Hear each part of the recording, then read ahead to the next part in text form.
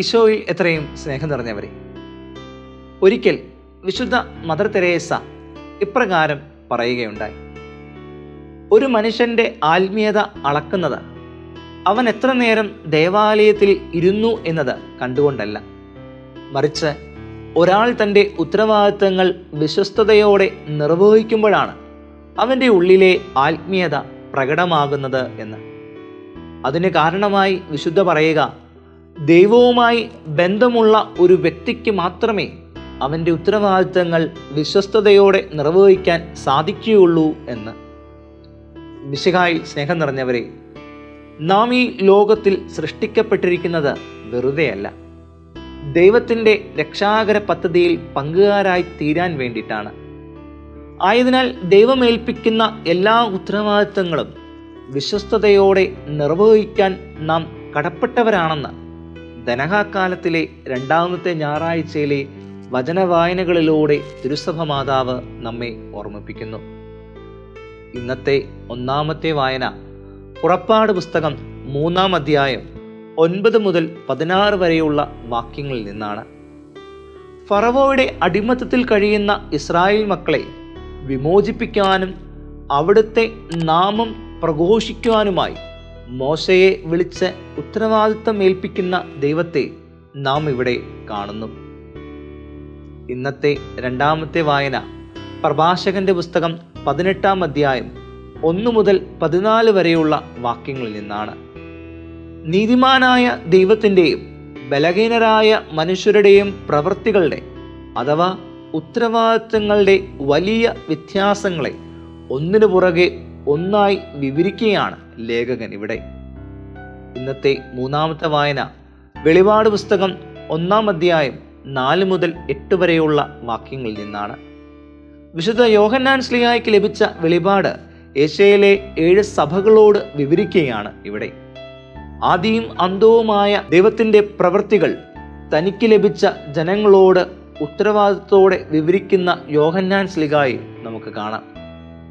ഇന്നത്തെ സുവിശേഷം വിശുദ്ധ യോഹന്നാൻ ശ്ലീഹ എഴുതിയ സുവിശേഷം 8-ാം അധ്യായം 21 മുതൽ 30 വരെയുള്ള വാക്യങ്ങളിൽ നിന്നാണ്. പിതാവായ ദൈവം ഈശോയെ ഏൽപ്പിച്ച ഉത്തരവാദിത്തങ്ങൾ വിശ്വസ്തയോടെ നിർവഹിക്കുന്നത് നാം ഇന്നത്തെ സുവിശേഷത്തിൽ ധ്യാനിക്കുന്നു.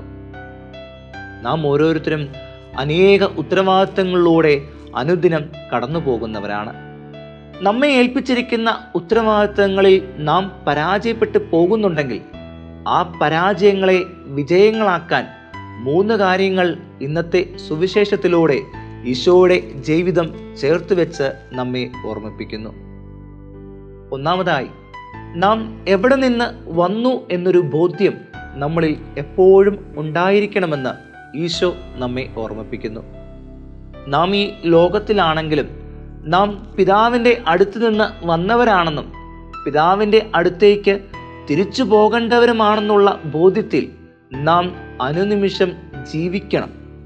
അപ്പോഴാണ് നമുക്ക് പിതാവായ ദൈവം ആഗ്രഹിക്കുന്നത് പോലെ ജീവിക്കാൻ സാധിക്കുകയുള്ളൂ എന്ന് ഇന്നത്തെ സുവിശേഷത്തിലൂടെ ഈശോ നമ്മെ ഓർമ്മിപ്പിക്കുന്നു. അല്ലെങ്കിൽ നാമും യഹൂദരെ പോലെ ക്രിസ്തുവിനെയും അവൻ്റെ പ്രബോധനങ്ങളെയും മനസ്സിലാക്കാതെ ഈ ലോകത്തിൻ്റെ മക്കളായി മാത്രം ജീവിച്ചു പോകും.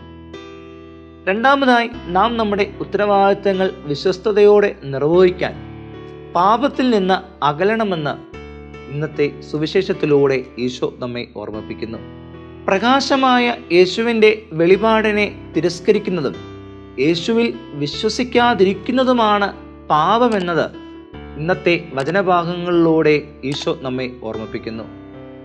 സ്വന്തം സന്തോഷങ്ങളും ആഗ്രഹങ്ങളും സമ്പാദിക്കാനായി എന്തും ചെയ്യാൻ മടിക്കാത്ത ലോകത്തിൽ നാം ഇന്ന് ജീവിക്കുമ്പോൾ നമുക്ക് നഷ്ടമാകുന്നത് നമ്മുടെ ദൈവത്തെയും അവിടുത്തെ രാജ്യത്തെയുമാണെന്ന് നാം ഓർക്കുന്നത് നല്ലതാണ്. മൂന്നാമതായി, നമ്മുടെ ഉത്തരവാദിത്തങ്ങൾ വിശ്വസ്തയോടെ നിർവഹിക്കാൻ നല്ല തുറന്നു പറച്ചിലുകൾ അനിവാര്യമാണെന്ന് ഇന്നത്തെ സുവിശേഷത്തിലൂടെ ഈശോ നമ്മെ ഓർമ്മിപ്പിക്കുന്നു. സാഹചര്യം ഏതായാലും തെറ്റ് തെറ്റാണെന്നും ശരി ശരിയാണെന്നും പറയാനും പഠിപ്പിക്കാനും സ്വയം മനസ്സിലാക്കാനും നമുക്ക് സാധിക്കണം.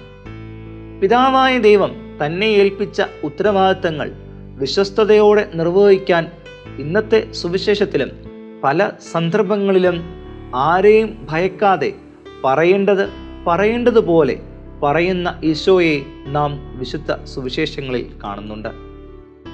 യഹൂദരെ ഭയന്ന് ഒന്നും പറയാതെ ഈശോയ്ക്ക് ഇന്നത്തെ സുവിശേഷത്തിൽ കടന്നു പോകാമായിരുന്നു.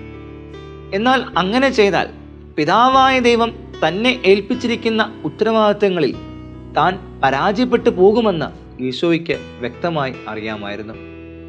ആകയാൽ പ്രിയരെ, ചുരുക്കത്തിൽ നാം നമ്മുടെ ഉത്തരവാദിത്തങ്ങളിൽ വിശ്വസ്തരാകാൻ സ്വർഗമെന്ന ലക്ഷ്യം മുന്നിൽ കണ്ട് അനുദിനം അനുനിമിഷം ജീവിക്കാൻ നമുക്ക് സാധിക്കണമെന്ന് ഇന്നത്തെ വചനഭാഗങ്ങളിലൂടെ ദൈവം നമ്മെ ഓർമ്മിപ്പിക്കുന്നു. അങ്ങനെ സ്വർഗത്തിലേക്ക് തിരികെ പോകാൻ നമുക്ക് പാപത്തെയും നമ്മുടെ പാപമാർഗങ്ങളെയും ഉപേക്ഷിച്ചുകൊണ്ട് നല്ല തുറന്നുപറച്ചിലുകൾ നടത്തി ഈശോയെ പോലെ ജീവിക്കാൻ പരിശ്രമിക്കാം. അതിനായി ദൈവം നമ്മെ അനുഗ്രഹിക്കട്ടെ. ആമേൻ.